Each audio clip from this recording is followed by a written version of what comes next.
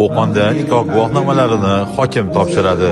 Jamiyatimizda oila instituti nufuzini yanada oshirish, yangi oila qurayotgan Qo'qon yoshlarining oila va nikoh munosabatlaridagi mas'uliyatini yanada chuqur his ettirish maqsadida joriy etilgan yangilik qadimdan qadriyatlar beshigi sifatida ma'lum bo'lgan Qo'qon shahri tajribasiga asos soldi. Konstitutsiyamizga asosan oila jamiyatning asosiy bo'g'ini etib belgilangan hamda jamiyat va davlat muhofazasiga olingan. Nuroniylar mahalla tizimi mutasaddilari, keng jamoatchilik vakillari va ommaviy axborot vositalari ishtirokida bo'lib o'tgan tantanali marosimda Qo'qon shahar hokimi Ma'rufjon Usmonov yoshlar bilan oilaning ijtimoiy-huquqiy asoslari, er-xotinning majburiyatlari, milliy qadriyatlarimiz xususida suhbat qurdi. Bugun tantanali marosimda ishtirok etib, oilaviy hayotga qadam qo'yayotgan yoshlarning barchasi oila markazi tomonidan tashkil etilgan yosh kelin-kuyovlar kurslarida o'qidi. Bo'lajak qudalar, yoshlarning ota-onalari ushbu kurslarda yoshlarga berilgan bilimlarga yuksak baho bermoqdalar.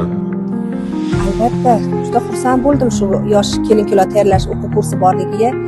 Chunki mana ko'rib turibsiz, hozir yoshlar juda mas'uliyatsiz bo'lib ketganda, bunda mana psixologlar dars o'tishibdi, huquqshunoslar, imom xatiblar, ota-onalar dars o'tishibdi.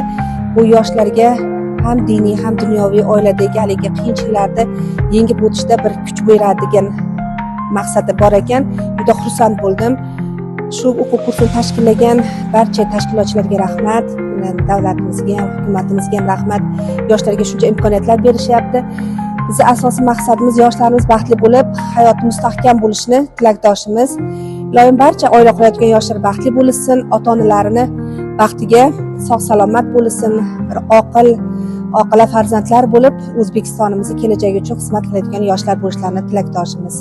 Tantanali marosimda Qo'qon shahar oila va xotin-qizlar bo'limi tomonidan mahallalarda amalga oshirilayotgan ishlar ham alohida e'tirof etildi. Xususan 2024-yilda o'tgan yilga nisbatan ajrimlar soni kamaydi. 35 ta shar'iy nikoh asosida yashab kelayotgan oilalarning nikohi qonuniy asosda rasmiylashtirildi va 35 ta ajrim yoqasiga kelib qolgan oilalar yarashtirildi. Qo'qon shahar hokimi barcha oila qurayotgan yoshlarni samimiy muborakbod etib, nikoh guvohnomalarini tantanali ravishda topshirdi.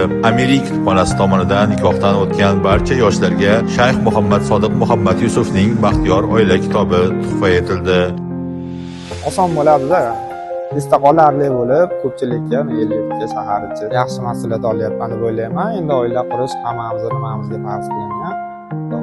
Shahrimiz badiiy jamoalari milliy va klassik kuy-qo'shiqlar sadolari ostida o'tkazilgan tantanali marosim yoshlarga unutilmas onlarni tuhfa etib, oila a'zosi sifatidagi yangi maqomida yana bir bor chuqur tafakkur etishga imkon berdi.